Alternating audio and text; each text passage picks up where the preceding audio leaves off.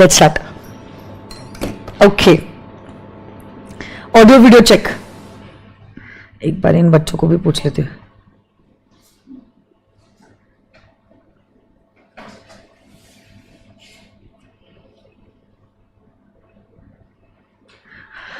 Audio video एक बार check करो ना virtual kids. Let's continue then. 8 sections हो गए. अब आगे अगले ब्लॉक की ओर बढ़ते हैं. फटाफट हो जाएगा हमारा. 2:30 तक we will be done. I hope you all had something virtual kids. आप लोग तो खैर लंच करते करते भी सुन सकते हो. हमारा समोसा पार्टी हो गया. Thank you Pooja ma'am. ठीक है, लेट्स कंटिन्यू. वॉइस नहीं आ रही क्या? शुरुआत में अच्छा, चालू नहीं किया, अभी तक नहीं आ रही आवाज. तब तक आप इनसे बात कर रही थी क्या? एक मिनट.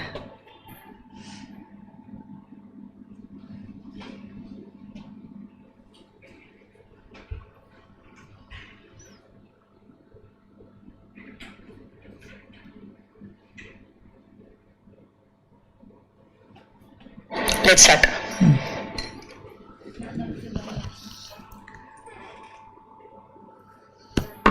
छोड़ो बे.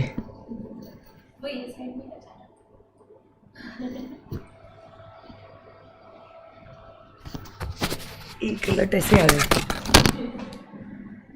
क्या कर रही हूं मैं?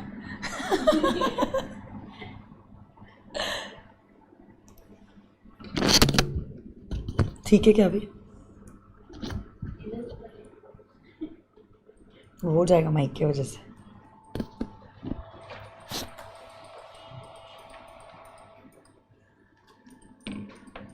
यस,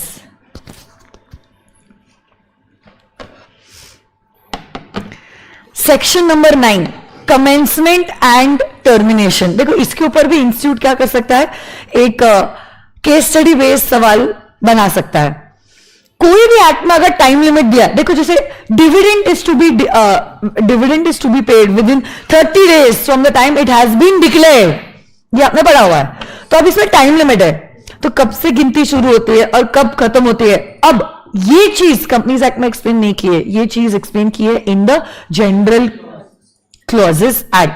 और जनरल क्लॉजेस एक्ट कहता है कोई भी प्रोविजन में अगर फ्रॉम और टू इन वर्ड्स का इस्तेमाल किया गया है तो ऐसे केस में you are going to exclude the first day in the series and you are going to include the last day in the series. तो जैसे कि से फॉर एग्जाम्पल आज, एग्जाम्पल पर्पज के लिए, आज 31 मार्च को हमने डिविडेंड डिक्लेयर किया और डिविडेंड आपको पे करना है 30 दिनों के अंदर.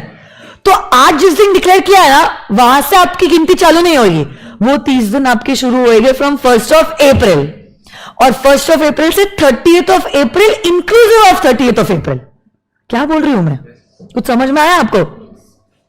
तो कोई भी टाइम अगर आपको कैलकुलेट करना है, टाइम कमेंस होता है अगर फ्रॉम और टू इन वर्ड्स का इस्तेमाल किया गया है, तो उस केस में आप वो टाइम लिमिट के चार्ट में आप फर्स्ट डे को एक्सक्लूड करोगे और लास्ट डे को आप इंक्लूड करोगे.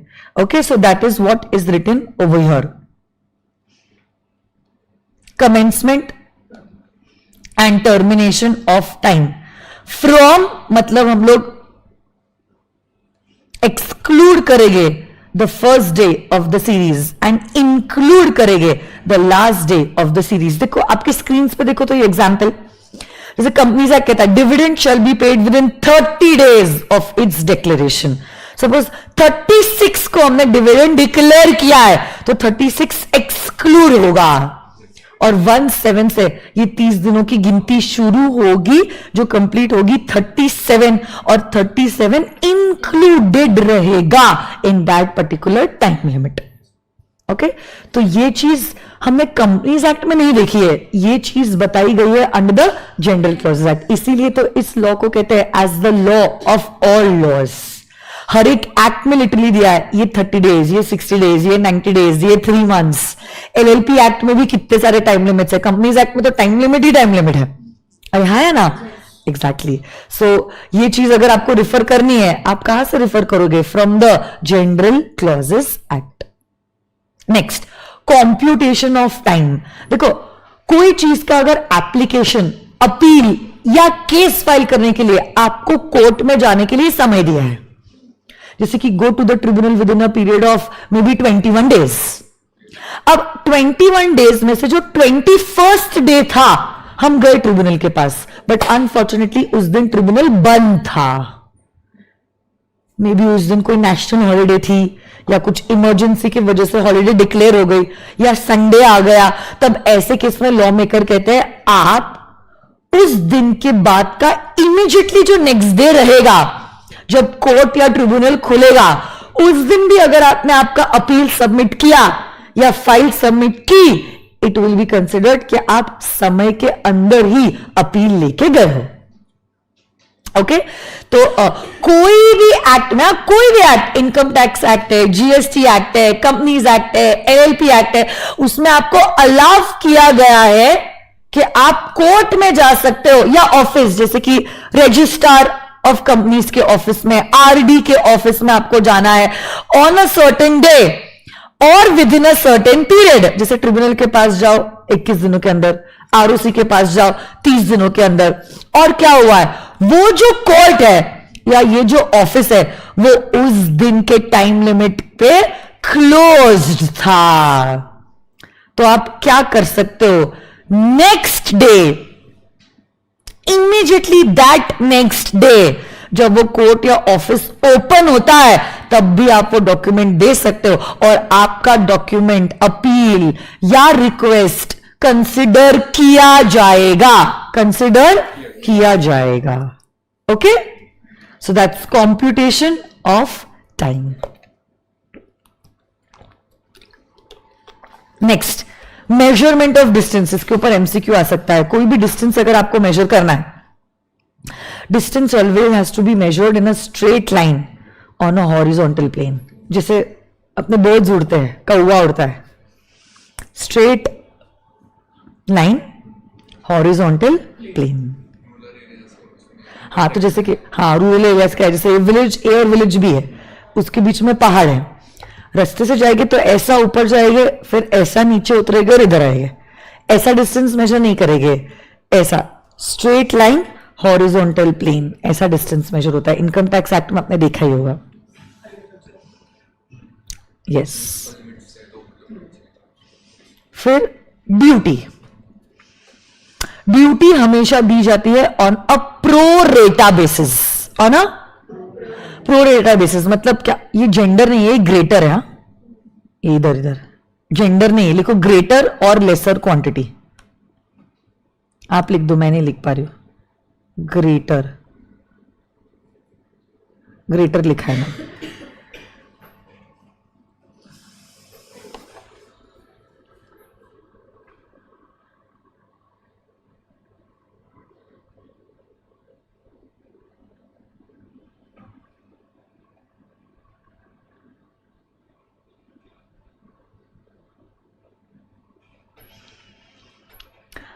तो अगर कोई भी एक्ट में, सुनो ना मेरी बात, कोई भी एक्ट में अगर ऐसा लिखा है कि आप इंपोर्ट अगर गुड्स को करते हो, आपको कस्टम ड्यूटी देनी पड़ेगी 10 केजी के लिए, से for example 500 rupees custom duty.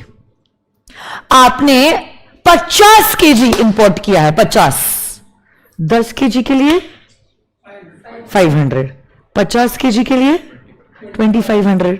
अरे हाँ ना, तो हमने क्या ड्यूटी को कैलकुलेट किया है प्रो रेटा बेसिस पे. अरे हाँ है ना, तो अगर आप ग्रेटर या लेसर क्वांटिटी इंपोर्ट कर रहे हो, कस्टम ड्यूटी भी उस हिसाब से आपको ग्रेटर या लेसर लगती है. हम हर केजी का, हर यूनिट का फिगर एक्ट में नहीं देते हैं. तो एक्ट का कितना आसान कर दिया हमने काम. जीसीए के एक सेक्शन ने कह दिया, आपने एक वैल्यू दे दी है 10 केजी के लिए 500 रुपए.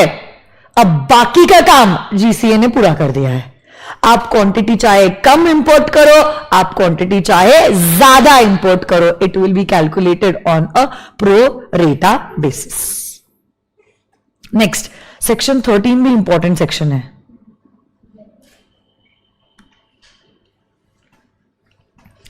जो मैंने आपको स्टार्टिंग में एग्जांपल दिया था, masculine gender is going to include the females and singular words shall include plural and vice versa. तो हर सेक्शन में लिखा नहीं होता he slash she will be punishable with a fine and will be sent to jail. He includes she, he includes she. और एक ये singular और प्लूरल के लिए एक एग्जाम्पल देखो, अच्छा एग्जाम्पल है, इंस्टीट्यूट के मॉड्यूल में भी इसके ऊपर सवाल था. Section 203 subsection 3 of the companies act says, क्या कहता है 203 section number, a whole time key managerial person shall not hold office in more than one company except its subsidiary company at the same time. A whole time key managerial person shall not hold office in more than one company except its subsidiary company. Subsidiary word singular है. अब देखो क्या हुआ है, एक company है जिसका नाम है स्वप्निल पटनी क्लासेस. एसपीसी की दो सब्सिडरी कंपनीज है, APC and JPC, Ankita Patni classes and Jiana Patni classes. SPC की दो सब्सिडरी कंपनीज है, एपीसी एंड जेपीसी.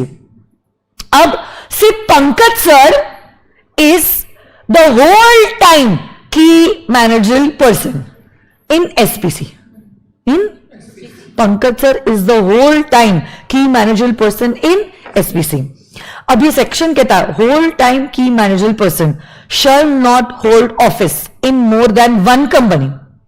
तो अगर पंकज सर एसपीसी के whole time key managerial person है, वो एसपीसी के अलावा कहीं और काम नहीं कर सकते हैं.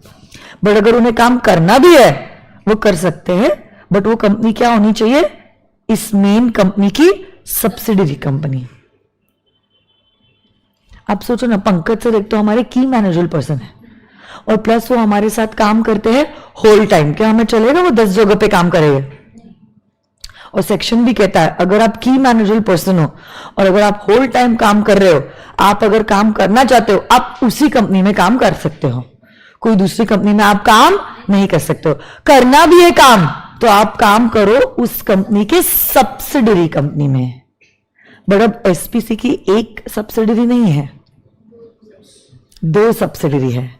क्या पंकज सर एपीसी और जेपीसी दोनों जगह काम कर सकते हैं? कैसे? हाँ, सब्सिडरी तो एक ही है ना. हाँ, but section 13 of the GCA says singular word to include the plural. Singular word to include the plural. तो इसलिए पंकज सर एसपीसी में तो काम कर ही सकते हैं, बट एसपीसी के साथ साथ एपीसी और जेपीसी में भी काम कर सकते हैं.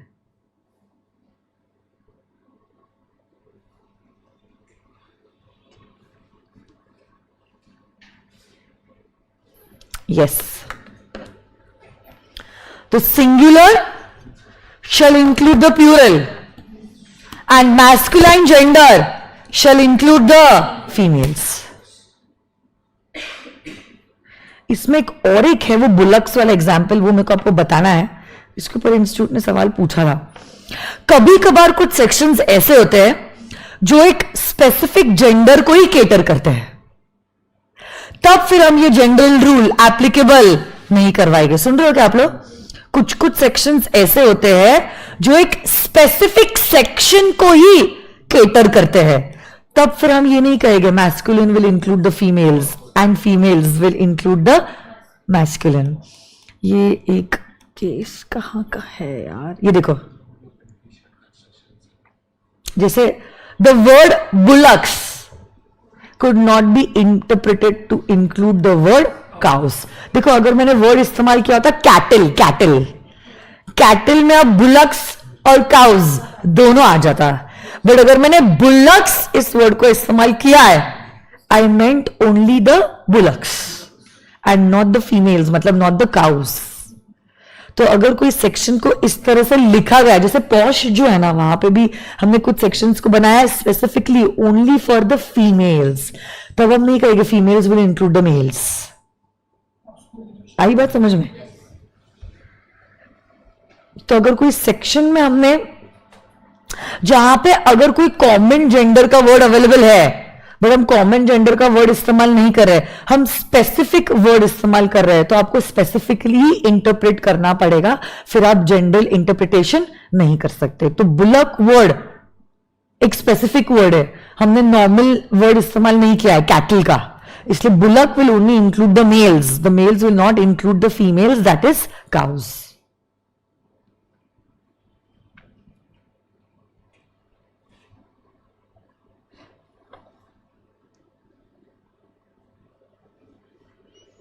Okay, virtual kids, come on guys, are you all there?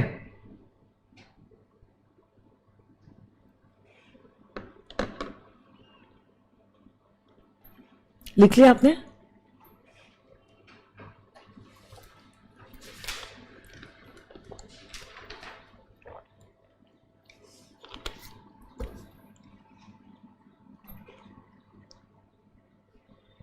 हाँ, तो ये सेकंड ब्लॉक में एक तो सेक्शन 9, सेक्शन 10 और सेक्शन 13 जो है वो इंपॉर्टेंट है, ये आपको पूछा जा सकता है as an MCQ.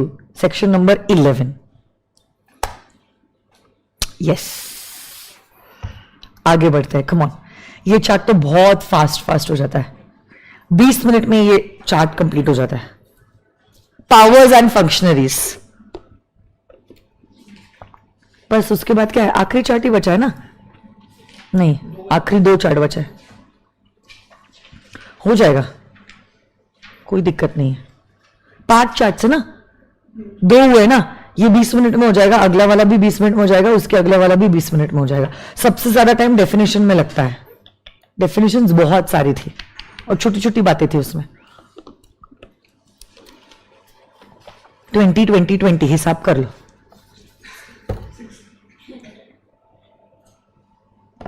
Yes, powers and functionaries, भूख तो नहीं लगी ना आप लोगों को? हाँ, ठीक है। पावर्स एंड फंक्शनरीज, सबसे पहला पॉइंट कहता है power confirm to be exercisable from time to time. कोई भी एक्ट में अगर कोई चीज करने का पावर आपको दिया है, it's a general power, it's not a one time power. You can exercise it from time to time, जब तक आपसे पावर लिया नहीं जाता है। जैसे कि सेक्शन 8 कंपनीज को इनकॉर्पोरेट करने के लिए सेंट्रल गवर्नमेंट ने पावर दिया है आरओसी को। आरओसी से आपको लाइसेंस लेना पड़ता है, बट सेंट्रल गवर्नमेंट ने जब ये पावर आरओसी को दिया, ये पावर वन टाइम पावर नहीं है एक कंपनी के लिए, it's a power that is given in general that can be exercise from time to time as the occasion requires. जब तक ये पावर आपसे लिया नहीं जाता, तब तक आप ये पावर को कर सकते हो exercise.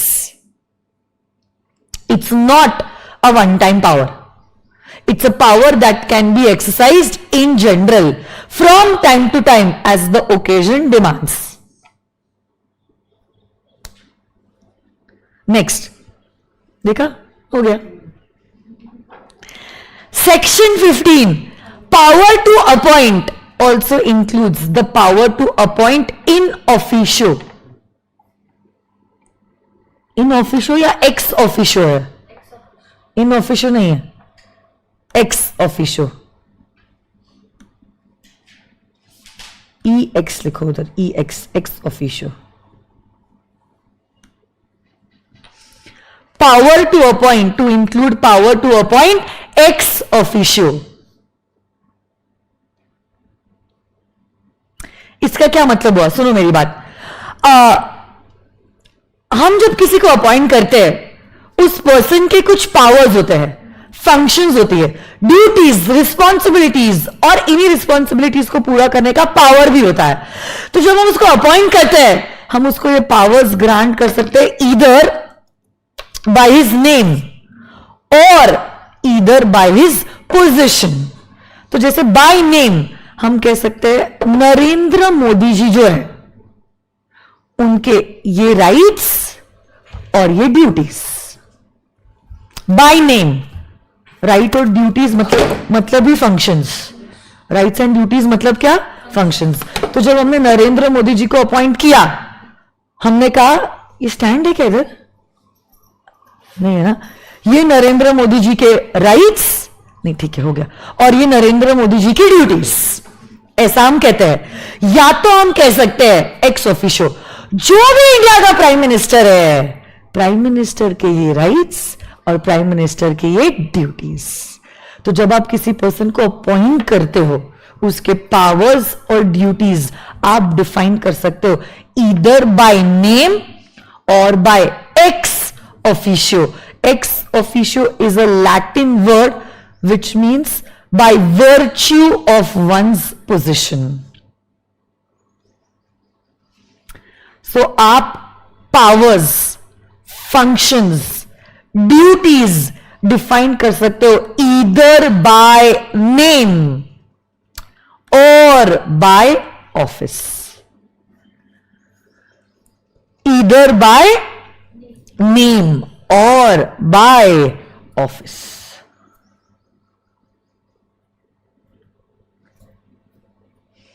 So power to appoint also includes power to appoint by name or power to appoint ex officio by virtue of your name. देखो दो सेक्शन हुए, जब भी आपको पावर मिलता है, ये पावर वन टाइम पावर नहीं है, you can exercise it from time to time as and need the occasion arises. Second, ये पावर्स, ये ड्यूटीज, ये फंक्शंस जब आप किसी के डिफाइन करते हो, आप डिफाइन कर सकते हो ईदर बाय नेम और by virtue of his position, that is ex officio. तीसरा जो पॉइंट है वो कहता है power to appoint to also include power to suspend. जो पर्सन ने आपको अपॉइंट किया है वही पर्सन के पास पावर है आपको निकालने का। तो निकालने के लिए अलग से हम कोई क्लॉज नहीं डालेंगे। सेक्शन 8 कंपनी का वो लाइसेंस का रिवोकेशन है, मतलब सीजी लाइसेंस देते हैं और रिवोक सीजी करेगा। हाँ वैसा, बट हम क्या कह रहे थे, हाँ ठीक है। तो अगर हमने आपको अपॉइंट किया है तो हम इसका कॉन्टेक्स्ट अलग है। जैसे कि अगर सेंट्रल गवर्नमेंट ने आरओसी को अपॉइंट किया है कि आरओसी तू लाइसेंस देने का काम चालू कर, सेक्शन 8 कंपनीज का सेंट्रल गवर्नमेंट ने आरओसी को दिया है, सेंट्रल गवर्नमेंट आरओसी से ये पावर ले सकता है। उस कॉन्टेक्स्ट में यहां पे ये बताया गया है। जैसे कि अगर मैंने हेमंत को अपॉइंट किया है, हेमंत को निकालने का भी पावर मेरा ही है। समझ रहे हो आप बात को? अगर किसी ऑथोरिटी ने आपको पावर दिया है, जैसे सेंट्रल गवर्नमेंट ने आरओसी को पावर दिया है, सेंट्रल गवर्नमेंट ही आरओसी से उसका पावर ले सकती है, निकाल सकती है, सस्पेंड कर सकती है। तो किसी को अगर अपॉइंट करने का पावर आपके पास है, उसी ऑथोरिटी को सस्पेंड करने का, डिसमिस करने का भी पावर आप ही के पास है।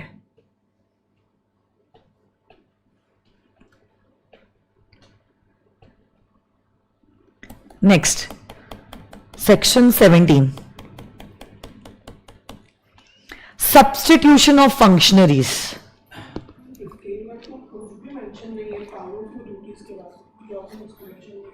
15 में तो यहां पे ये पूरा, ये सारे 6 सेक्शंस पावर्स और फंक्शंस के बारे में बात कर रहे हैं।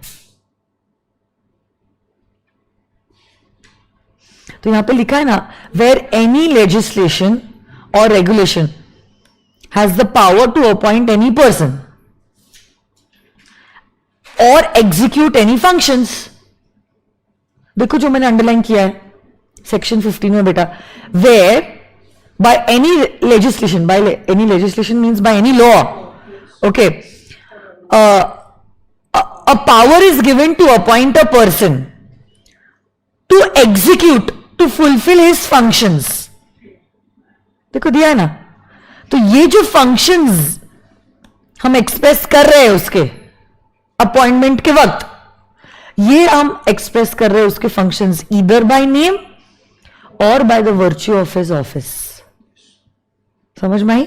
कोई भी एक्ट के द्वारा अगर आपने किसी को अपॉइंट किया है और अपॉइंटमेंट के वक्त आप उसको उसके फंक्शंस बता रहे हो, तो ये फंक्शंस आप बता सकते हो उसको बाय हिज नेम और by the virtue of his position.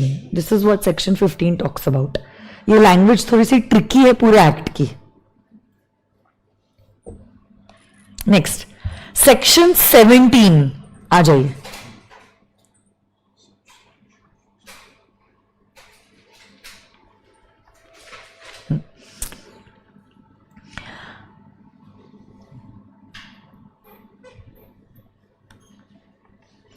जब आप फंक्शन स्टेट करते हो और फंक्शंस आप स्टेट कर रहे हो कोई टीम की, कोई बॉडी ऑफ इंडिविजुअल्स की, जैसे कि हम कह रहे हैं एनसीएलटी के ये रोल्स है और ये रिस्पॉन्सिबिलिटीज है, ये पावर्स है और ये ड्यूटीज है. जब हमने एनसीएलटी कहा, हमने इस्तेमाल किया है एक ऑफिशियल टाइटल. हमने जब एनसीएलटी इस वर्ड को इस्तेमाल किया है, हमने क्या किया है, एक ऑफिशियल टाइटल का इस्तेमाल किया है. तो इस ऑफिशियल टाइटल में जितने भी लोग हैं, इस ऑफिशियल टाइटल में, तो NCLT is a panel of people. ऐसा नहीं होता है एनसीएलटी एक ही व्यक्ति है. NCLT is a panel of persons, number of persons. ये जो सारे लोग हैं, उन सभी लोगों की वो ड्यूटीज होगी और वो फंक्शंस होंगे जो सभी को करने होंगे एग्जीक्यूट. एक्ट में लिखते वक्त हम नहीं कहेंगे ये सारे 11 लोग, ये प्रेसिडेंट, वाइस प्रेसिडेंट, ये वो, ऐसा नहीं कहेंगे. हम कहेंगे एनसीएलटी की ये रूल्स है और एनसीएलटी की ये ड्यूटीज है. तो जो भी लोग एनसीएलटी में कवर्ड है, वो सारे लोगों को वो ड्यूटीज फॉलो करनी होगी और वो पावर्स उनको दिए गए हैं हमने. ठीक है, दैट इज सेक्शन नंबर 17. 18 पे आ जाओ.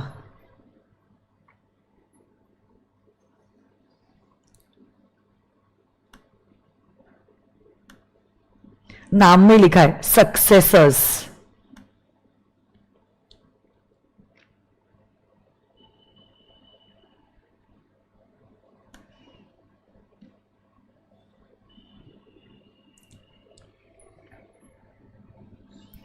तो सक्सेसर का क्या मतलब होता है, आपके बाद जो व्यक्ति आता है वो कौन होता है, आपका सक्सेसर.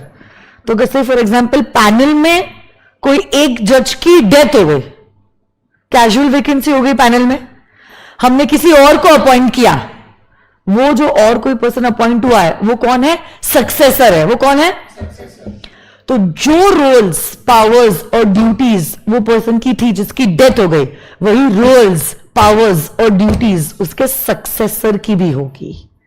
ओके. और last section in this particular bunch is कोई सुपीरियर है और सुपीरियर ने क्या की, अपनी ड्यूटीज डेलीगेट की है टू अ सब ऑर्डिनेट लॉफुली. कभी कभार होता है ना, हम हमारा कुछ काम किसी जूनियर को डेलीगेट करते हैं, बट ये डेलीगेशन इज डन लीगली. तो सुपीरियर के बदले में क्या जूनियर काम कर रहा है, अरे बोलो ना. तो जो रोल्स, रिस्पॉन्सिबिलिटीज, पावर सुपीरियर के थे, वही रोल्स, रिस्पॉन्सिबिलिटीज और पावर्स हमारे जूनियर के भी हो जाएंगे. जैसे कि डिस्ट्रिक्ट मजिस्ट्रेट रहता है. डिस्ट्रिक्ट मजिस्ट्रेट जब कोरोना हुआ था तब उसने लॉकडाउन और वो सब के ऑर्डर्स निकाले थे. इंडिविजुअल अपना अपना जुरिस्डिक्शन के हिसाब से पुणे शहर सैटरडे संडे बंद रहेगा, मंडे टू फ्राइडे सिर्फ 9 से 6 खुला रहेगा. ये कौन ऑर्डर्स पास करता है, डिस्ट्रिक्ट मजिस्ट्रेट, डीएम. अगर डीएम कुछ समय के लिए इंडिया में नहीं है, से he is gone to some foreign country, उसने अपने पावर वो कुछ समय के लिए 15 दिनों के लिए डेलीगेट किए to his junior, the acting district magistrate जिसको हम कहेंगे, वो उसका जूनियर है, सब ऑर्डिनेट है. तो जितने टाइम के लिए डीएम नहीं है उसकी तो जगह कौन ले लेता है, एक्टिंग डीएम. सुपीरियर की जगह कौन ले रहा है, उसका सब ऑर्डिनेट. बट जितने समय के लिए सब ऑर्डिनेट ने सुपीरियर की जगह ली है, सुपीरियर के रोल्स, रिस्पॉन्सिबिलिटीज, पावर्स, ड्यूटीज, ये सब ऑर्डिनेट कर सकता है एक्सरसाइज. आई बात समझ में, पक्का 100%. सेंट्रल गवर्नमेंट आरओसी या आरडी को देती है, वो भी इसमें कवर्ड है? नहीं, इसमें नहीं होगा ना. वो होगा हमने किसी को पावर दिया है, ये तो सुपीरियर सबऑर्डिनेट है। जैसे कि प्रिंसिपल की डेथ हो गई, वाइस प्रिंसिपल पहले प्रिंसिपल बनता है, ऐसा।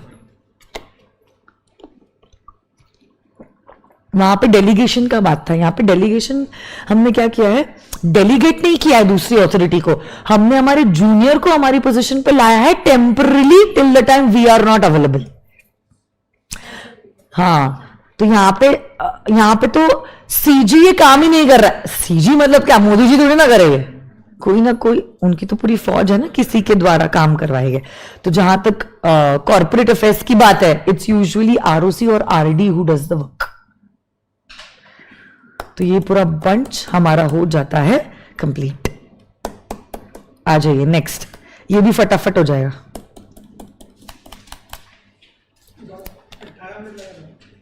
बुरा ना, 18 to 20 मिनट्स, ये और जल्दी हो जाएगा। इसमें तो छोटे छोटे सेक्शन है, सिर्फ ये एक बड़ा है 23, उतना ही लगता है 20 मिनट। कैलकुलेट करके आई थी, उस हिसाब से मैंने सोचा था आज शुरू करेंगे तो एक्ट खत्म करके ही जाएंगे। वो मंडे टू सैटरडे में वो आधा एक घंटा खेलते बैठने का, लिंक भी नहीं लगती है, कुछ मतलब नहीं होता, और फिर वो दिमाग में टेंशन रहता है, अरे बाप रे अरे बाप रे अरे बाप रे, ऐसा। So mentally once you relieve ना, एक पुश भी मिलता है। हर्षद सर मान गए, वो बहुत अच्छी बात है, उनकी बड़प्पन है उनका। आ जाइए। हाँ, मंडे को पता चलेगा sir. Okay. Section number 20. Come on, guys. Let's check it out. Construction of, अच्छा ये सारे जो आने वाले 5 sections है, all are relating to orders and rules. Okay. सबसे पहला construction of orders issued under any enactment. Her act के साथ साथ क्या रूल्स होते हैं, ऑर्डर्स होते हैं। अब देखो वो ऑर्डर्स में, रूल्स में हमने बहुत सारे प्रोविजंस लिखे हुए हैं। जैसे कंपनीज एक्ट के क्या रूल्स है, अरे है या नहीं है। तो अब ये रूल्स को जब आप इंटरप्रेट कर रहे हो, ये रूल्स को जब आप इंटरप्रेट कर रहे हो, इंटरप्रेट करने के लिए एक्ट में जो वर्ड्स डिफाइंड है, उन वर्ड्स का आप रेफरेंस ले सकते हो। सो बेसिकली देखो, ये finally eventually even orders and rules are a part of our law का हिस्सा है। ये सब एक्ट में सब डेफिनेशंस होती है, हम वापस से रूल्स में डेफिनेशंस नहीं लिखते बैठते हैं, ऐसी बात बराबर है ना। तो उस केस में क्या होता है, फिर लॉ मेकर कहते हैं कि क्या कहते हैं लॉ मेकर, कि ये रूल्स में, ऑर्डर्स में अगर कोई वर्ड्स है, एक्सप्रेशंस है जिनका मीनिंग आपको नहीं पता है, आप एक्ट के वर्ड्स का जो डेफिनेशन है वो रिफर कर सकते हो in order to interpret these rules and these orders. Okay,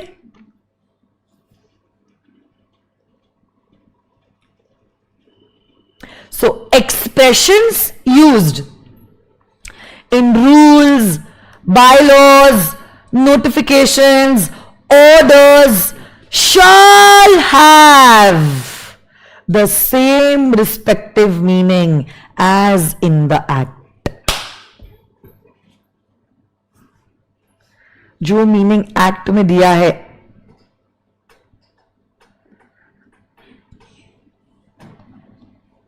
वही meaning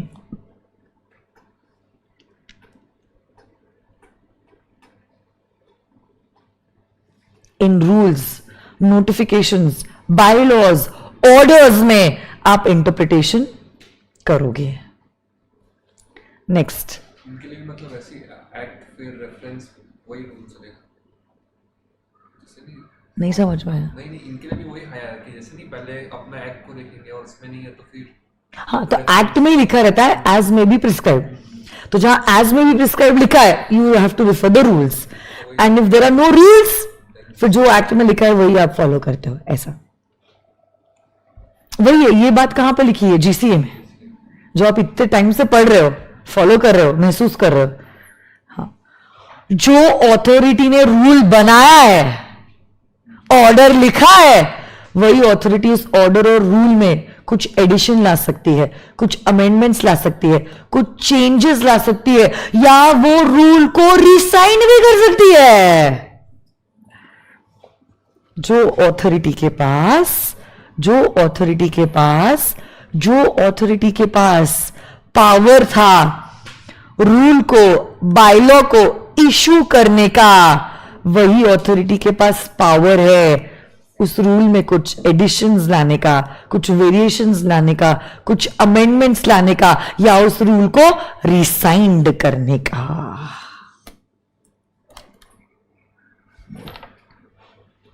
next, making of rules और bylaws and issuing of orders between passing of the act and commencement of the act।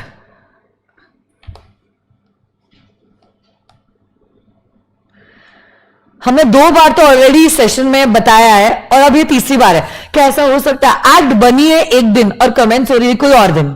Screen पे देखो अभी आप ये example, act बनी है इस डे पे, एक्ट बनी है इस डे पे,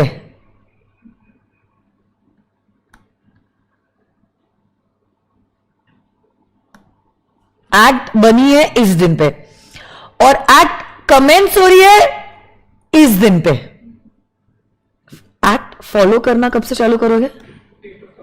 डेट ऑफ कमेंसमेंट के बाद। बट ये सेक्शन कहता है एक्ट बनने के बाद अगर आप चाहो आप रूल्स बना सकते हो।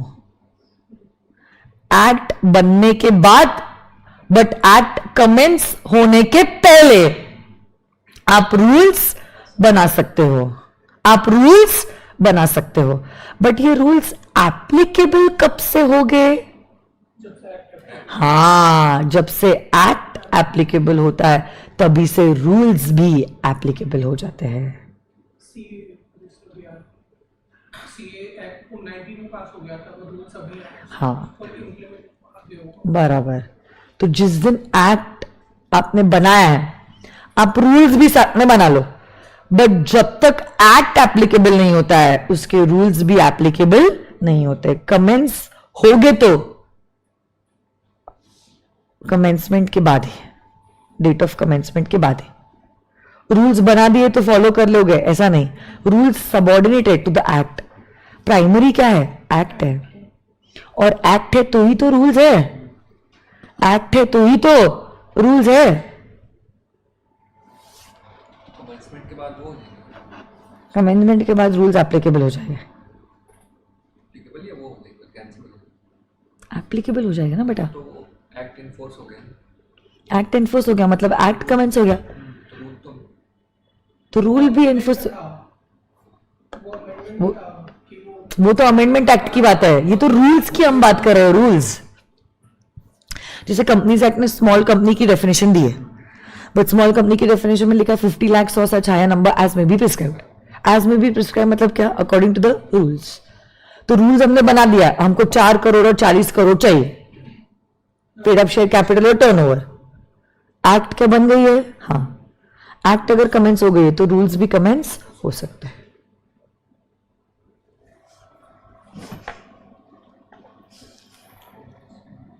या आप अगर ड्रॉ करना चाहते हो आप कर सकते हो।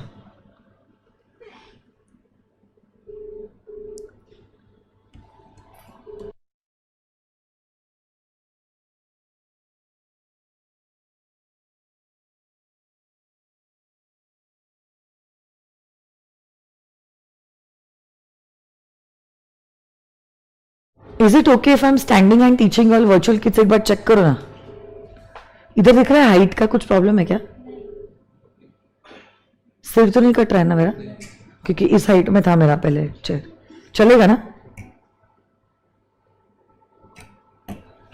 हाँ सुनना, मैं खड़े खड़े पढ़ाना चाहती हूँ, चलेगा ना? चेक कर ले एक बार।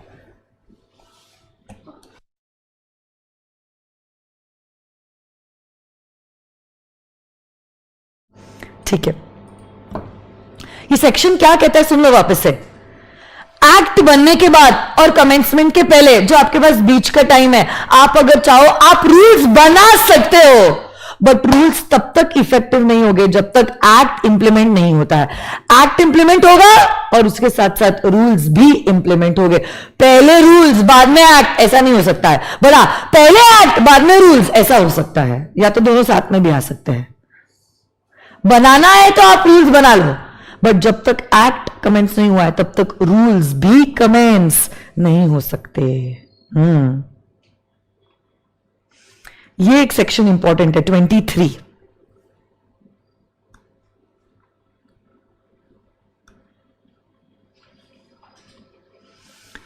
रूल्स बनते कैसे हैं?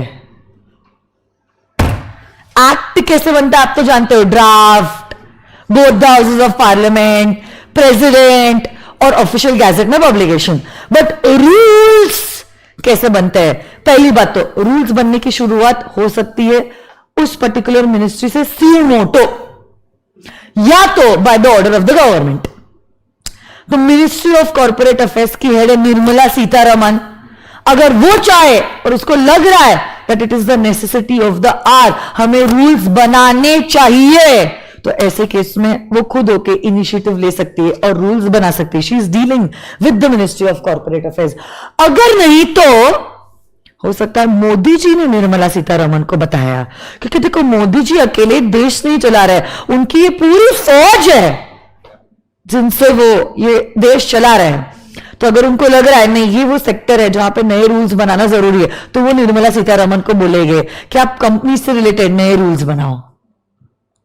तो रूल्स बनाने का एक तो आइडिया जो है खुद मिनिस्ट्री सोच सकता है, या तो उसको रूल्स बनाने पड़ेंगे क्योंकि उनको मिला है गवर्नमेंट से ऑर्डर, इसलिए अब वो क्या करेंगे, नए रूल्स बनाएंगे। इसी नए रूल्स की जो नोटिस है वो पब्लिश करेंगे to all the affected parties. अगर अफेक्टेड पार्टीज को कुछ ऑब्जेक्शंस है तो वो ऑब्जेक्शंस को रिकंसिडर करेंगे और उस हिसाब से रूल्स को चेंज करेंगे। अगर नहीं तो इवेंचुअली ये जो रूल्स है वो पब्लिश किए जाएंगे इन द ऑफिशियल गैजेट, जिसमें डेट लिखी रहेगी कि कब से ये रूल्स जो है वो ऑपरेशन में आएगी। और ऐसे करके हमारे बनते हैं रूल्स। तो रूल्स रूलिंग पार्टी बनाता है। यहां पे हमने पार्लियामेंट का चक्कर ही नहीं देखा है। मोदी जी को अगर लगे तो या तो Nirmala Sitharaman on her own motion. क्या हुआ, क्यों चाय नहीं है?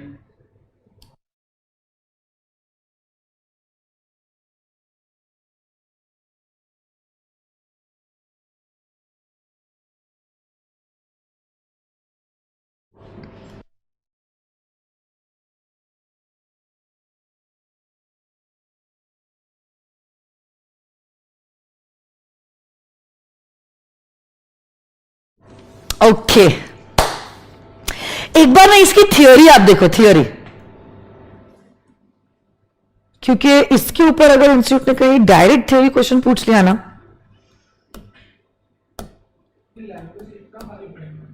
हाँ हाँ, इसका और iOS का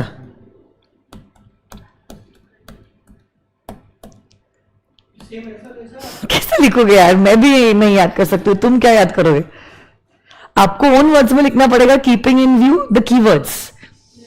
आई डोंट थिंक से मुश्किल भी नहीं, नामुमकिन है ऐसी लैंग्वेज में लिखना। मुश्किल इसलिए तो मैं कह रही हूं, मुश्किल ही नहीं, नामुमकिन नहीं है ऐसी लैंग्वेज में लिखना। एक्सप्लेनेशन समझने के बाद वो पढ़ रहे तो समझ नहीं आएगा। ऐसे डायरेक्टली पढ़ा तो कुछ नहीं। एटलीस्ट एक्सप्लेनेशन सुनने के बाद पढ़ा तो कुछ कुछ कुछ तो झेपेगा। ऐसे पढ़ा तो पता नहीं है, पूरा डिस्लेक्सिया, बस शब्द घूम रहे हैं तारे जमीन पर। So, ऐसे है, दोनों एक्ट्स है, iOS भी और GCA भी। तो you just focus on the keywords and conceptual clarity. वो कीवर्ड्स को ध्यान में रखते हुए आप आंसर लिखो और कीवर्ड्स को अंडरलाइन करो, तो एग्जामिनर खुश रहेगा।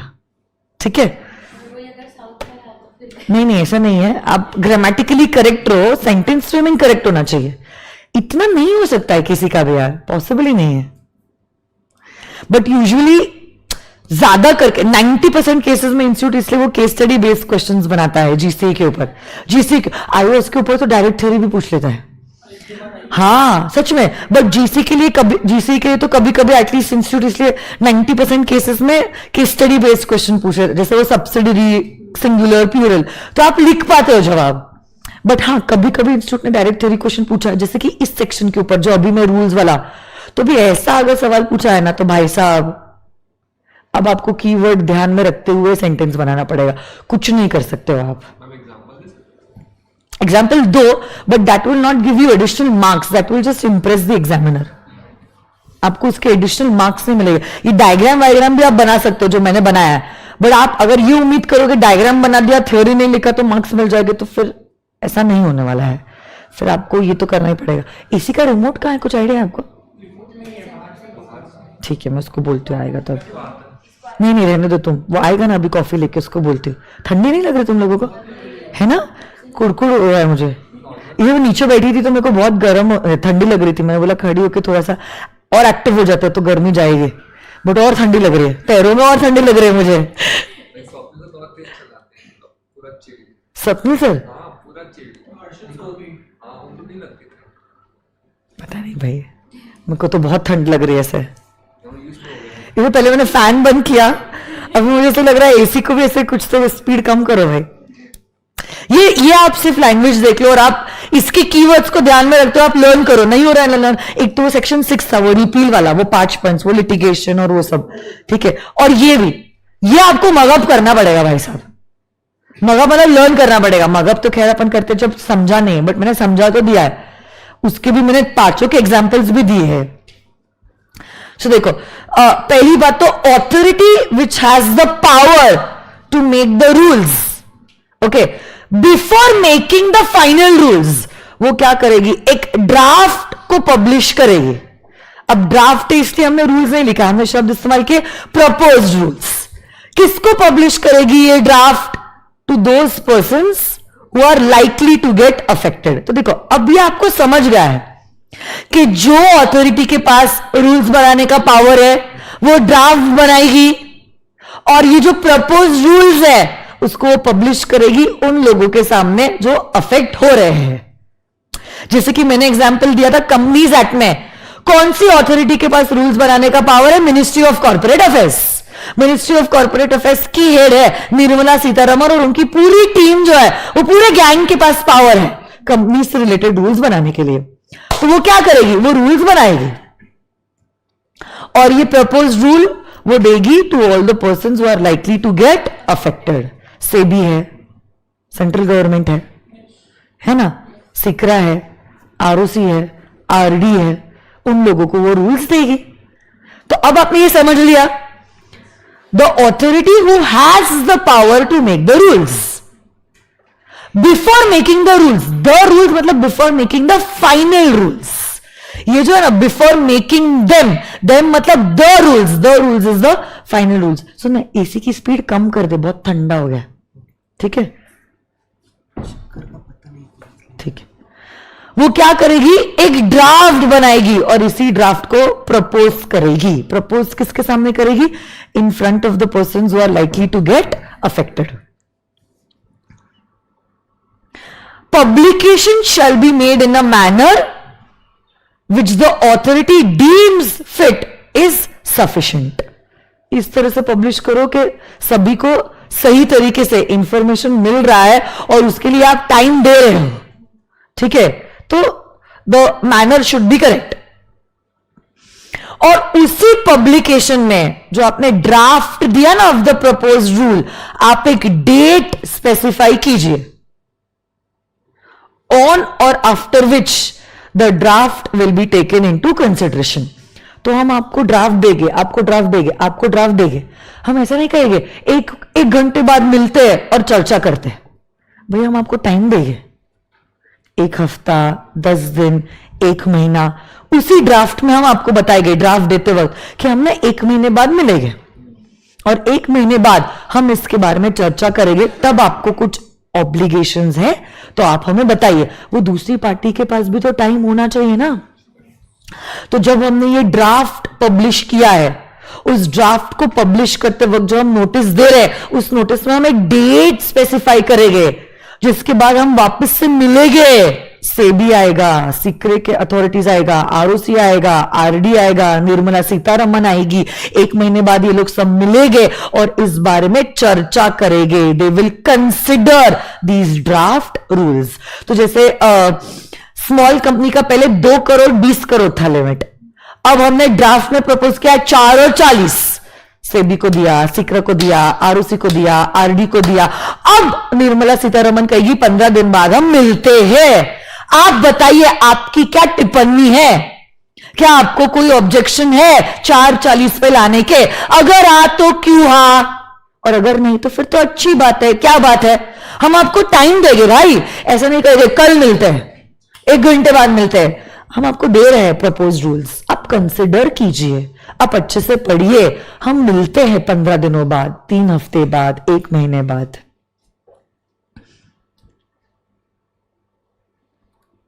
And then you will consider, जब भी मिलेगी, you will consider their objections.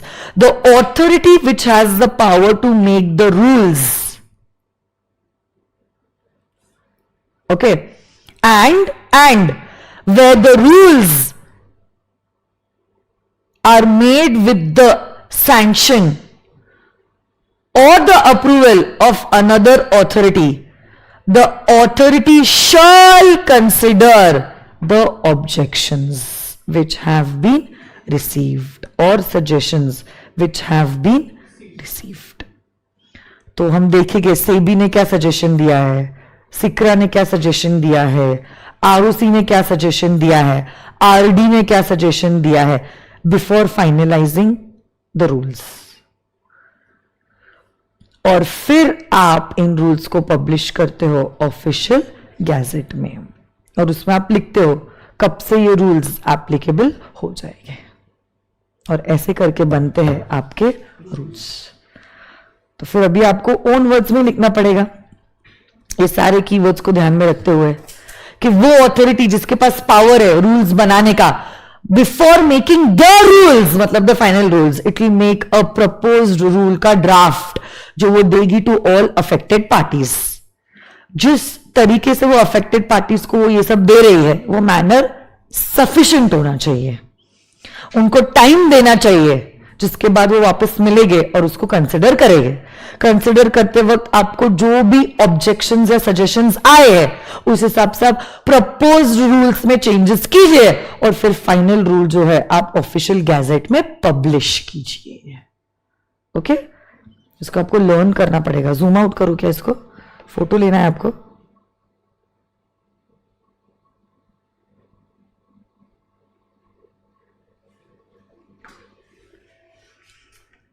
दिख रहा है क्या, चलेगा कैसा?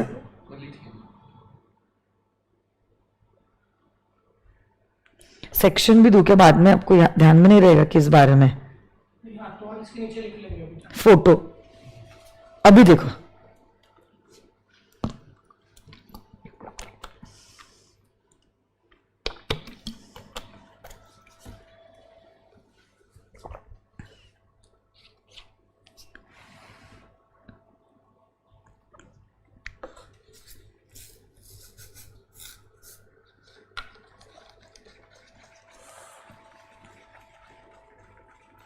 नेक्स्ट पेज पे जाओ। इसका ले लिया फोटो?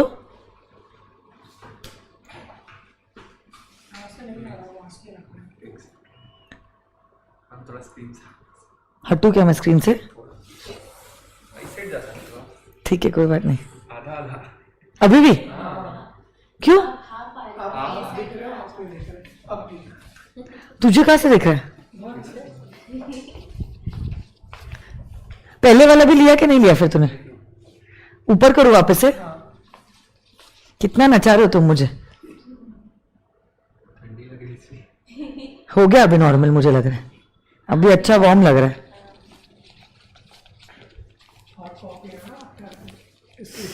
नहीं नहीं, उसने कम किया स्पीड।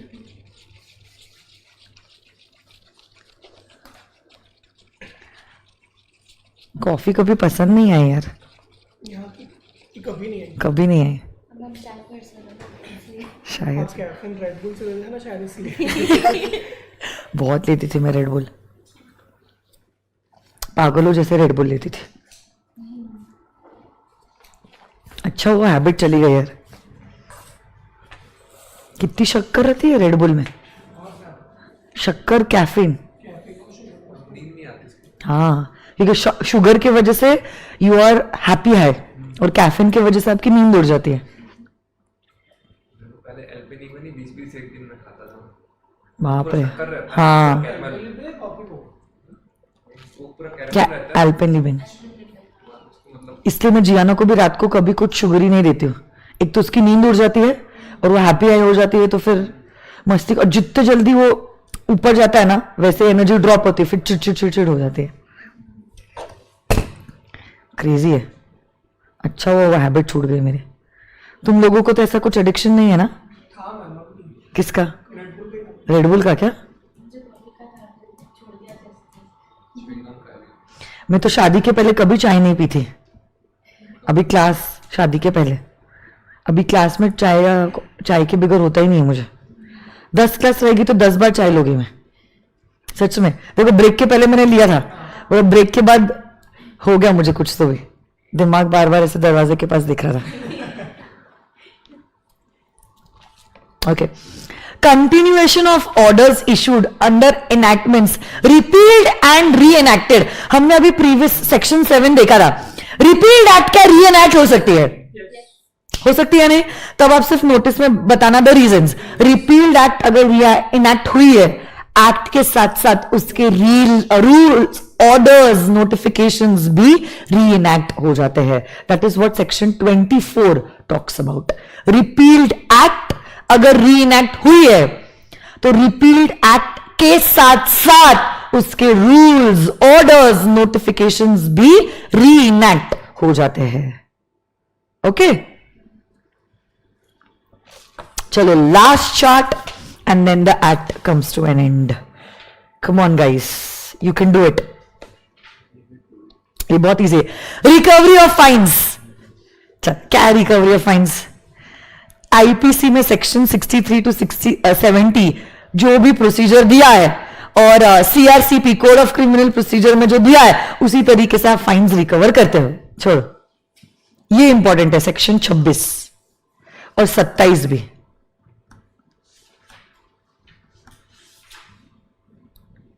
स्टार मार्क्स है 26 और 27। क्या कहता है सेक्शन 26? सुनो ना मेरी बात। अगर कोई पर्सन ने कुछ कांड किया है and this is punishable under more than 1 offences, same offence के लिए he shall not be punished under 2 और more acts, he shall be punishable under any 1। कोई लॉयर है, तो उसने एडवोकेट्स एक्ट को तो ब्रीच किया और कुछ इनकम टैक्स एक्ट में भी कांड किया है, सेम ऑफेंस है, सेम, तो उसको दोनों एक्ट में पनिश नहीं किया जाएगा। He shall be punishable only under 1 act. किसी ने कुछ मेरी कॉपीराइटेड बुक्स को कॉपी करके पेस्ट करके छपाना चालू कर दिया, कॉपीराइट एक्ट तो इन्फ्रिंज हुई है और plus may be intellectual property act और कॉपीराइट्स एक्ट दोनों भी इन्फ्रिंज हुई है। एक ही कांड है, 2 एक्ट्स में पनिशेबल है। सेम कांड के लिए 2 एक्ट्स में उसको पनिशमेंट नहीं मिलेगी। He shall be punishable only under 1 act. He shall not be punished for the same offence under 2 acts. Okay, where an act constitutes an offense under 2 or more enactments, then the offender मतलब गुनहगार shall be liable and punished under either मतलब या तो ये या तो वो, but not be punished twice for the same offense.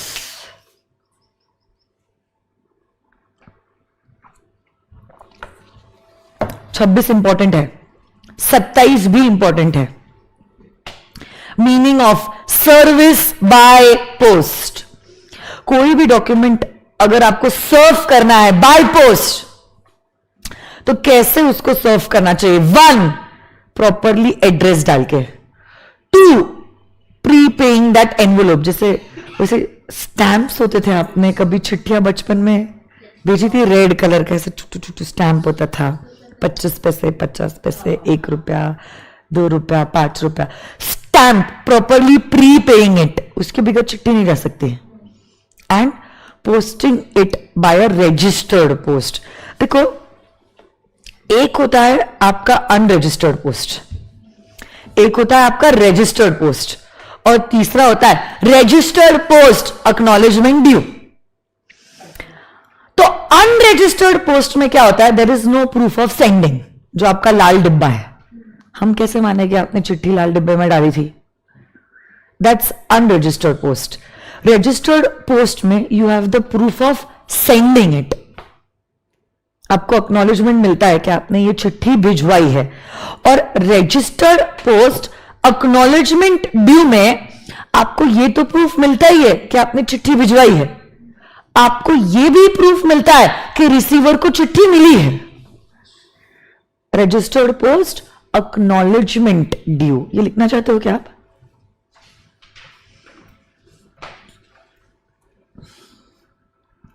ये लिखो आप, फिर मैं आप इसको एक्सप्लेन करती हूं।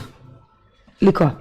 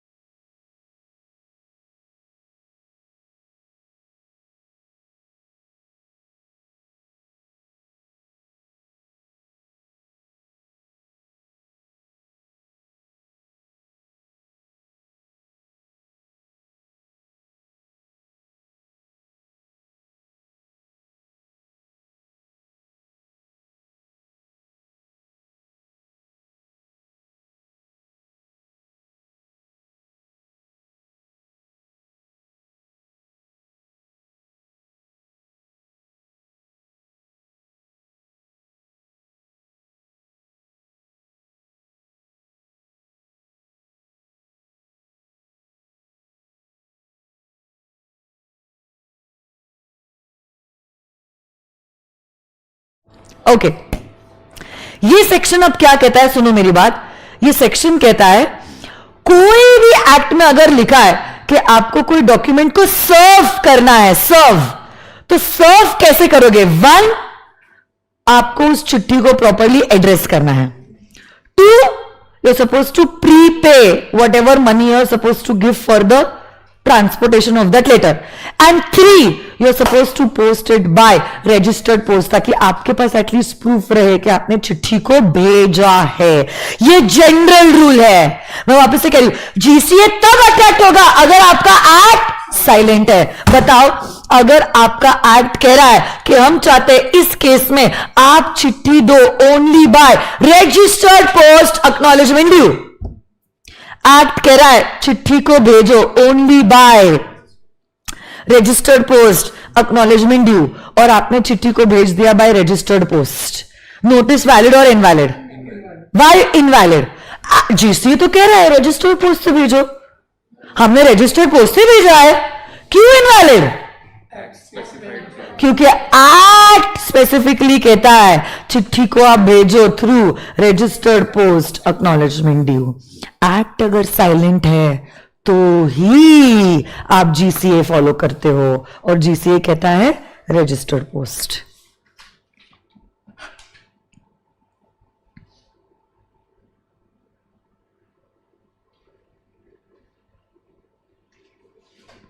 बराबर ना? एक दूसरे केस में एक्ट ने कहा था रजिस्टर्ड पोस्ट से भेजो, हमने रजिस्टर्ड पोस्ट से ही भेजा. रेसिपिएंट ने जैसे ही चिट्ठी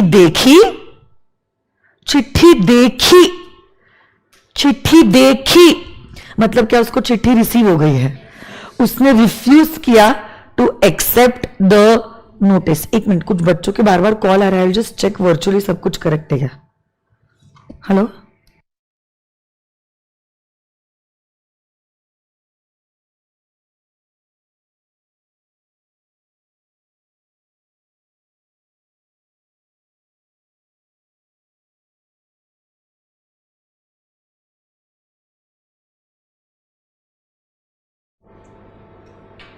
छह मिस कॉल आके गए उसी नंबर से.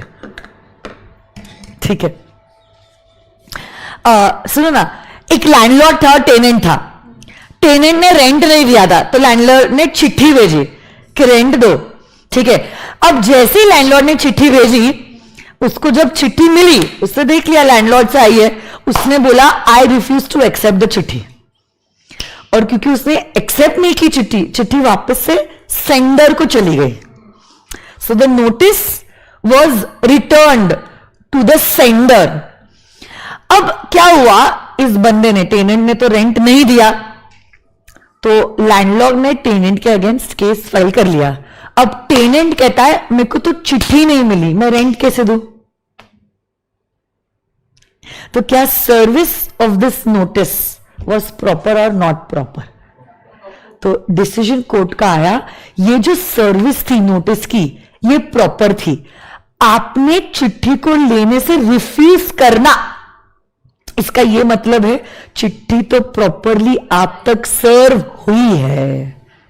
तो यहां पे गलती लैंडलॉर्ड की है, और माना गया ये जो सर्विस ऑफ डॉक्यूमेंट है. हाँ, मैंने क्या कहा, सॉरी, माय मिस्टेक, गलती यहां पे टेनेंट की है.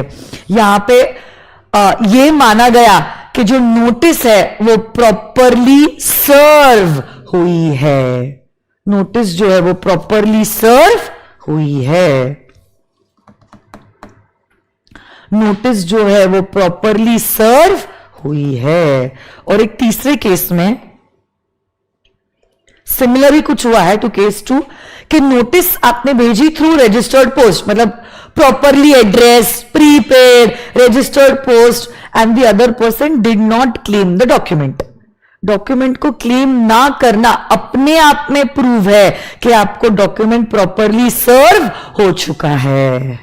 इसके ऊपर भी इंस्टीट्यूट डायरेक्ट थ्योरी क्वेश्चन पूछ सकती है, या केस स्टडी बेस्ड सवाल भी पूछ सकती है.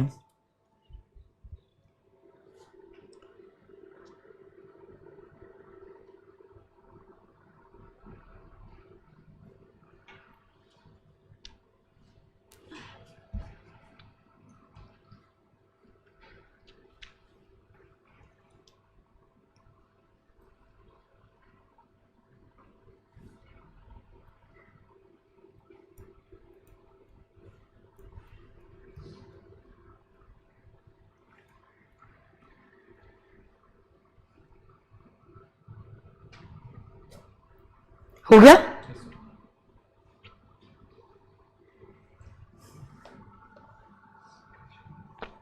साइटेशन, कोई भी एक्ट को कैसे बोलते हो? Either bye it's full title, जैसे कि द इनकम टैक्स एक्ट 1961, या तो आप उसका short title IT act. But अगर आपको लगता है आईटी एक्ट दो है, information technology act, income tax act, तो तब आप क्या कर सकते हो, कोई नंबर या ईयर्स का रेफरेंस दे सकते हो। आईटी एक्ट 1961 मतलब income tax act, IT act 2000 मतलब information technology act. This is the citation, ठीक है। Saving from previous enactment rules and bylaws, ठीक है, ये इतना इंपॉर्टेंट नहीं, 29 नहीं करा रही हूं। 30 is talking about ordinance. Law इतना बड़ा वर्ड है कि उसमें act, rules, bylaws, regulations, orders तो आते हैं, but ordinance is also a part of the broad word law. Ordinance में सिर्फ इतना होता है, आप ड्राफ्ट बनाते हो और डायरेक्टली ड्राफ्ट प्रेसिडेंट के पास चले जाता है उनके कंसेंट के लिए। आप बाद में पार्लियामेंट में जाते हो, तो सिर्फ ऑर्डर, ड्राफ्ट पार्लियामेंट और प्रेसिडेंट नहीं है, ड्राफ्ट प्रेसिडेंट और पार्लियामेंट है। तो वो जो बीच का समय है जहां पे प्रेसिडेंट ने तो अप्रूव कर दिया है बट पार्लियामेंट में अप्रूव नहीं हुआ है, उसको हम एक्ट नहीं कहते, उसको हम ऑर्डिनेंस कहते हैं। बट ऑर्डिनेंस का इफेक्ट ऐसा ही होता है जैसे कि it's an act passed. Okay, so if it's considered as an act shall also include ordinance. Usually government ordinances तब पास करता है when there is short of time, और हाँ, या तो फिर हमारा पार्लियामेंट क्लोज्ड है because of the sessions not being conducted. Off तो कितने होते हैं ना इन, winter break, summer break, spring break, सभी ब्रेक ही ब्रेक। और जब काम भी करते तो आप लोग जानते ही हो क्या क्या होता है। तो फ्लाइंग किस से लेकर हक से लेकर सब कुछ होता है। तो ये सारी बातें होती रहती है। तो अगर जैसे कि कुछ टेररिज्म हुआ इंडिया में, उससे रिलेटेड हमें कुछ एक्ट बनाना जरूरी है, तो फिर तमाशा थोड़ी ना देखते बैठेंगे, डायरेक्टली प्रेसिडेंट के पास जाएंगे और हम लोग इसको ऑर्डिनेंस के थ्रू पास करवा लेंगे। बाद में सेशंस चलते रहेंगे और पास होते रहेगा, तब तक ये ऑर्डिनेंस एक्ट की तरह ही काम करता है। So this is about the general clauses act. आ जाइए क्वेश्चन बैंक पे। आपके पास है ना क्वेश्चन बैंक, आप इसके साथ शेयर कर लो और इसके पास भी है।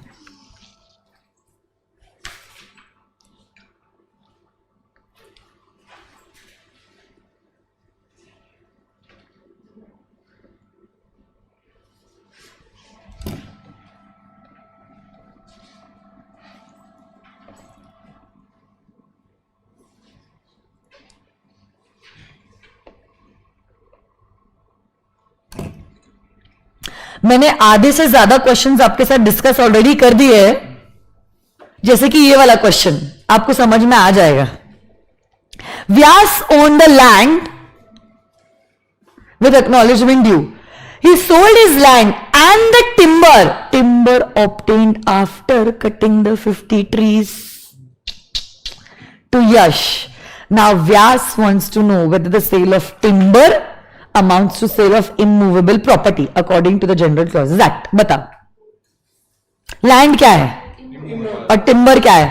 हाँ, बट आप इतना लिख के नहीं आ सकते हो ये इमूवेबल, ये इमूवेबल। आपको पूरा एक्सप्लेन करना पड़ेगा, स्टार्टिंग विद इमूवेबल प्रॉपर्टी की definition. Now you have to be very matured, है ना। आपको सबसे पहले रेफरेंस देना होता है, तो आप रेफरेंस दोगे। देखो, immovable property shall include land, any benefit arising out of land, things attached to the earth and things permanently fastened to anything attached to the earth. यहां पे दो चीजों का सेल हो रहा है, एक लैंड का और एक टिम्बर का, which was obtained after cutting the trees. So sale of land will amount to sale of immovable property, whereas sale of timber will amount to sale of movable property. It cannot be regarded as immovable property, है ना। तो ये question का reference आप दे सकते हो। देखो कितनी बार इमूवेबल प्रॉपर्टी के ऊपर सवाल आया है। May 18, October 19, मार्च मतलब May 21 एंड May 2022।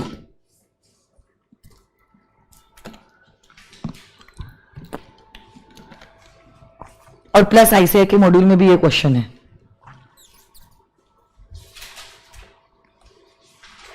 मार्क कर रहे हो क्या आप लोग?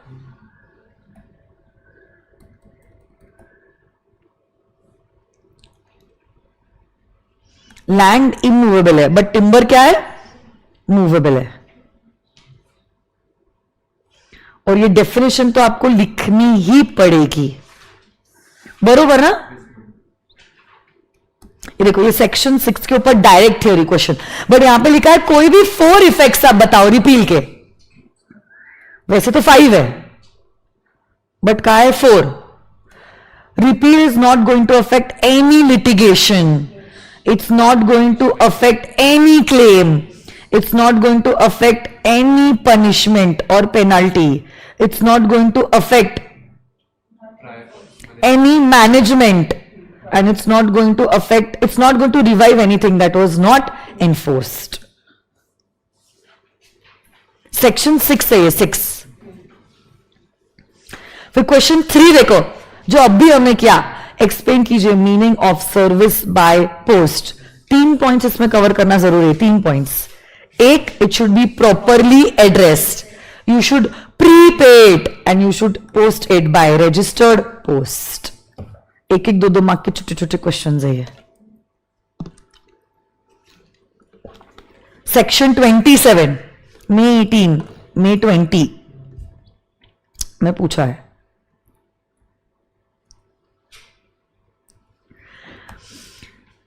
एजीएम हुई थी 27 सितंबर को, और इसी एजीएम में डिविडेंड डिक्लेयर हुआ है।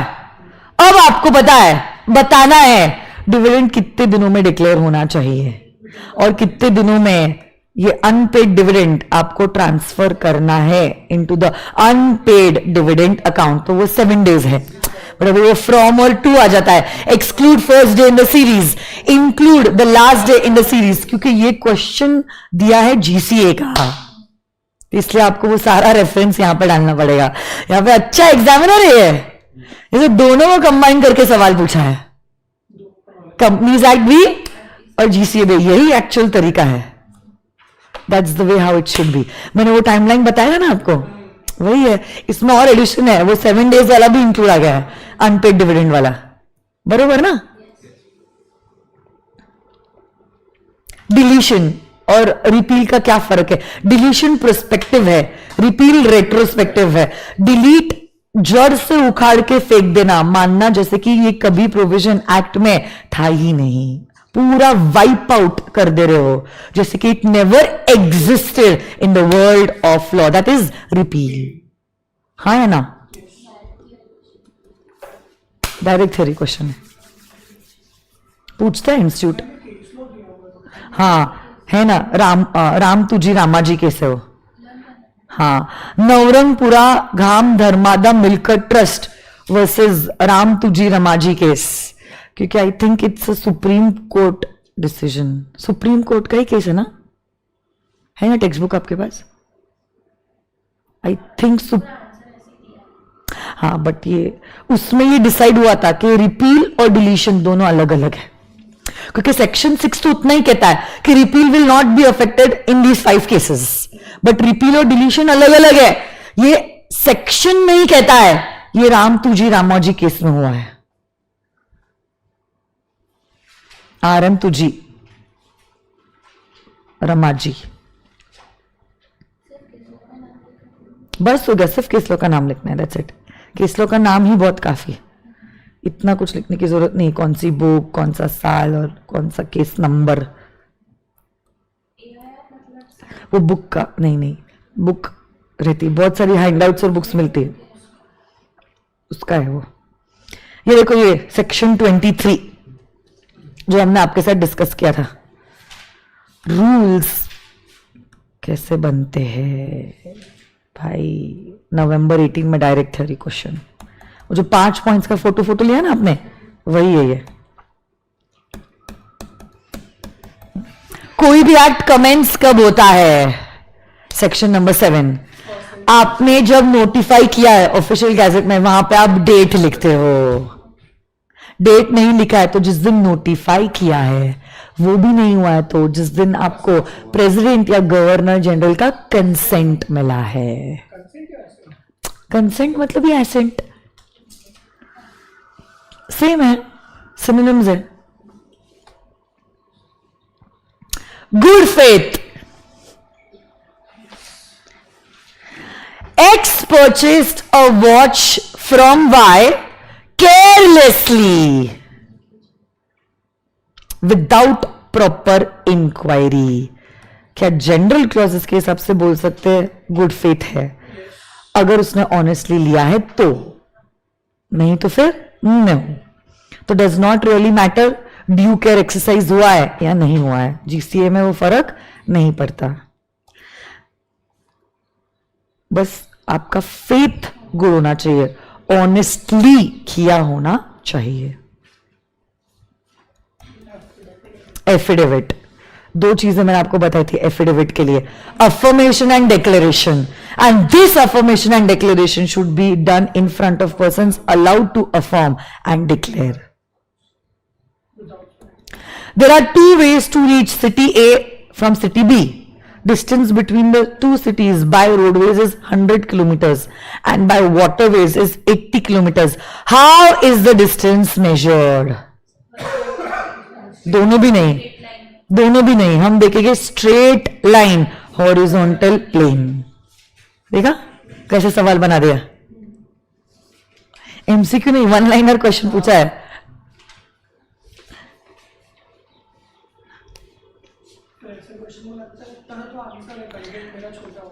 नहीं नहीं, बट ऐसा नहीं होता है. सेक्शन ही उतना है, आप क्या करोगे अभी, सेक्शन थोड़ी ना बनाओगे.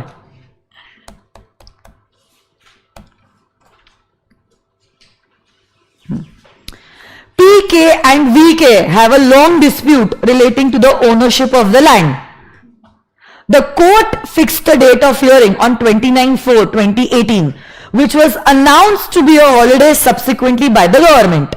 अब आप बताओ, जो दिन हमारी हियरिंग थी वो दिन पे तो कोर्ट क्लोज हो गया, तो हम क्या करेंगे.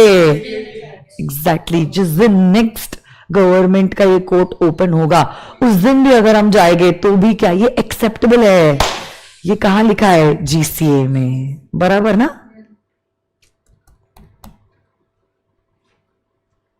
और गवर्नमेंट की भी एक डेफिनेशन पूछी है, तो गवर्नमेंट की डेफिनेशन में both central government as well as state government is going to be covered.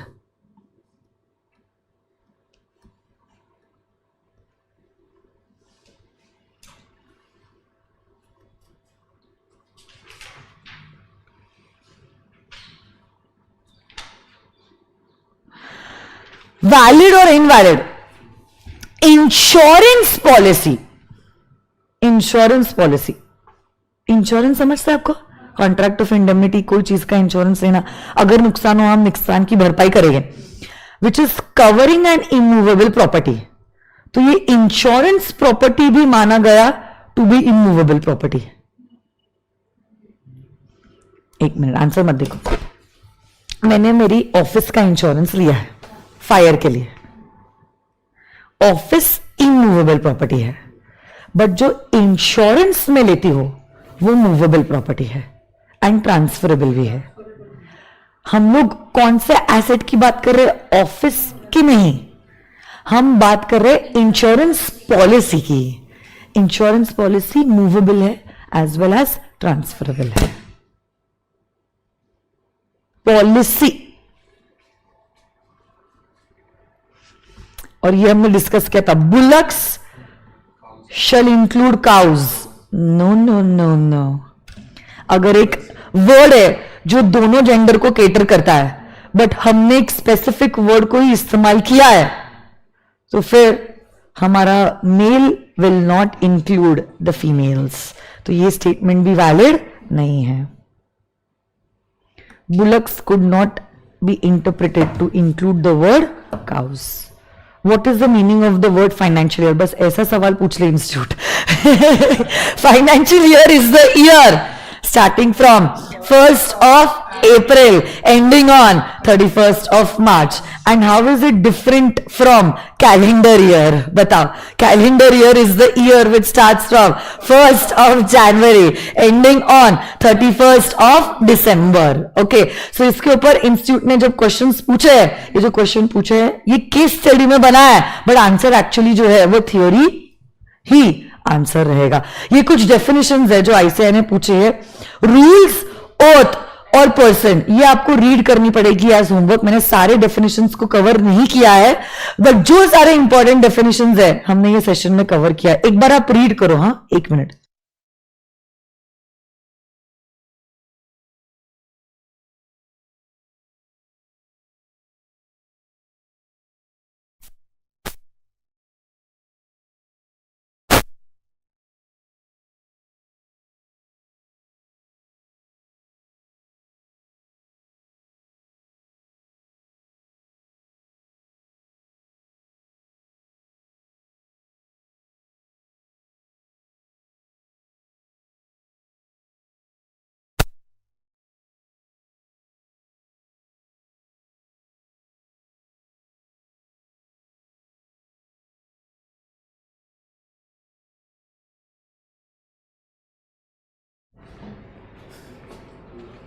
Oath की डेफिनेशन तो हमने करी है, because oath, affidavit and swearing is the same. सिर्फ एक बार रूल्स और पर्सन की भी करी है। उसकी नहीं थी बस। हाँ, अ कंपनी, एसोसिएशन और a body of individuals includes, मतलब नेचुरल पर्सन भी पर्सन है।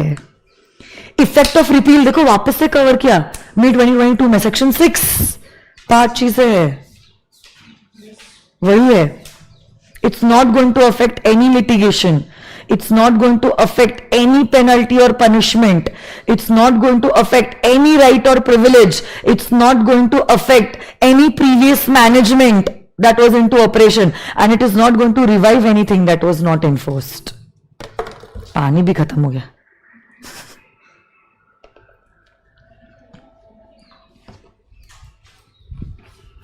कंटिन्यूसली बोलते ना, 11:15 से बोल ही रही हो ना, ऐसे सूखा सूखा लगता है थ्रोट।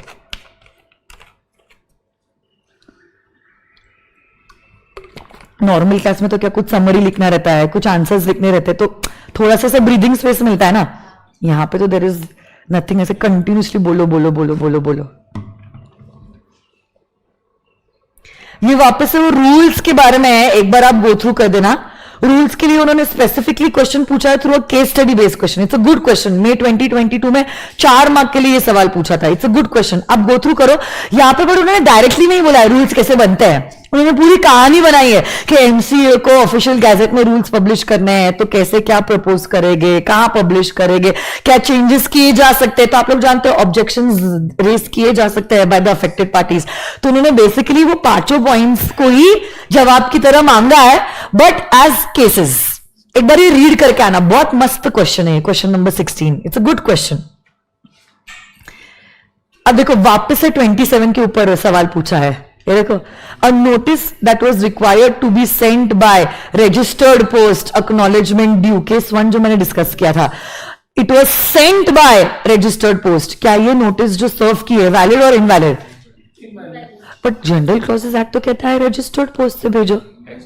हाँ, अगर आपकी एक्ट स्पेसिफिकली डिमांड करती है रजिस्टर्ड पोस्ट एक्नॉलेजमेंट ड्यू, आपको उसी तरह से भेजना होगा। एक्ट अगर चुप है तो ही हम जीसीए फॉलो करते हैं, और जीसीए कहता है properly address, prepaying and posting it by registered post.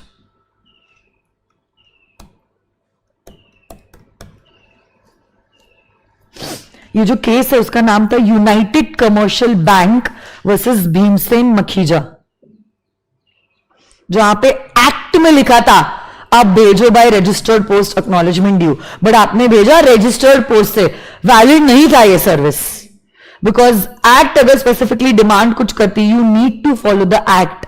GCA will only be referred if your act is silent. और वही कंक्लूड हुआ in United Commercial Bank versus Bhimsen Makhija. अब देखो, राम एक एडवोकेट है, उन्होंने कुछ तो फ्रॉड किया, एंड राम का ये जो फ्रॉड था, it was a fraud under 2 acts, advocates act and the income tax act. Will Ram B punishable under both the acts? तो क्यों नो, जीसीए एक्ट कहता है कोई भी ऑफेंस अगर आपने कमिट किया है अंडर 2 और more acts, offender shall be liable to be punished under either of the acts, but shall not be punished twice for the same offense. आपको पता होना चाहिए ना, जो थियोरी हम लोग पिछले 3 घंटे से कर रहे हैं उनके ऊपर सवाल कैसे पूछता है एसीआई। समझ रहे हो आप? मे और शाल, देखो मे का मतलब होता है ऑप्शनल, शाल का मतलब होता है कंपल्सरी। बट अगर एक से कभी कभार ऐसा हो सकता है मे इज इंटरप्रिटेड एज शाल, जैसे section 3 of the companies act, a company may be incorporated for any lawful purpose. यहां पे हम मे नहीं कहना चाहते हैं, यहां पे हम कहना चाहते हैं शाल, एक्सेप्शनल रूल, iOS में आपने पढ़ा होगा। बट अगर एक ही सेंटेंस में मे और शाल दोनों वर्ड्स को अगर इंटरप्रेट किया गया, may shall be read as may and shall shall be read as shall, तो यहां पे उसी के ऊपर सवाल पूछा है, a company may be formed for any lawful purpose. अब ये मे को मे पढ़ेगे या क्या मे को शाल पढ़ेगे? मे को शाल पढ़ेगे। ये आप iOS से भी रिफर करके जवाब दे सकते थे।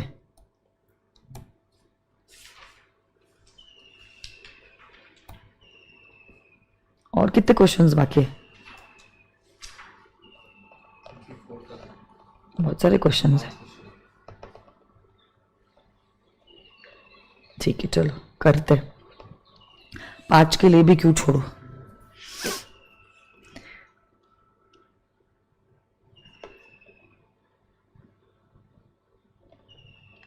यहां पे कहा गया है इनकम टैक्स एक्ट का सेक्शन 2 सबसेक्शन 18 क्लॉज ए में हमने कंपनीज एक्ट 1956 का रेफरेंस दिया है।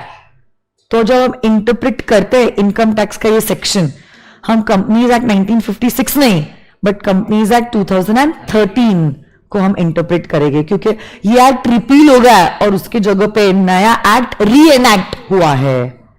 तो पढ़ते वक्त 1956 ना पढ़ते हुए हम क्या पढ़ेंगे? 2013। ये केएमपी वाला मैंने ऑलरेडी समझा दिया था।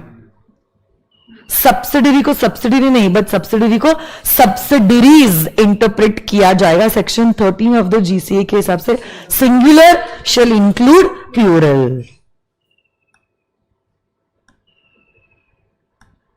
है ना? पक्का? ये डिविडेंड वाला रिपीट हुआ है क्वेश्चन। डिविडेंड डिक्लेयर हुआ, वहां पे डेट्स वेट सब दिया था, और अनपेड डिविडेंड में 7 डेज में देना है। ये 30 डेज 7 डेज कैसे कैलकुलेट करोगे? फ्रॉम और टू जहां जहां इस्तेमाल होता है, फ्रॉम के केस में you will exclude the first day in the series and to के केस में you will include the last day in the series. तो जिस दिन डिविडेंड डिक्लेयर हुआ है एक्सक्लूड, और वहां से अगले दिन से 30 दिन inclusive of the 30th day, और वैसे ही 7 डेज के लिए भी हम कैलकुलेट करके जवाब पे आएंगे।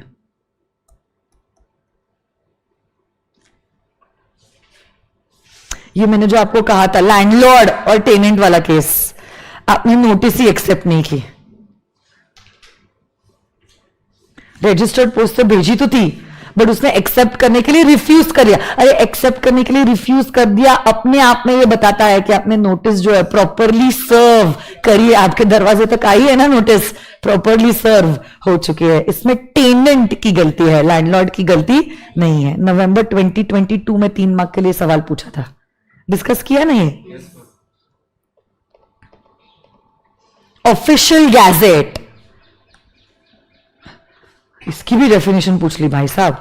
Official gazette shall mean official gazette of India और the official gazette of a particular state.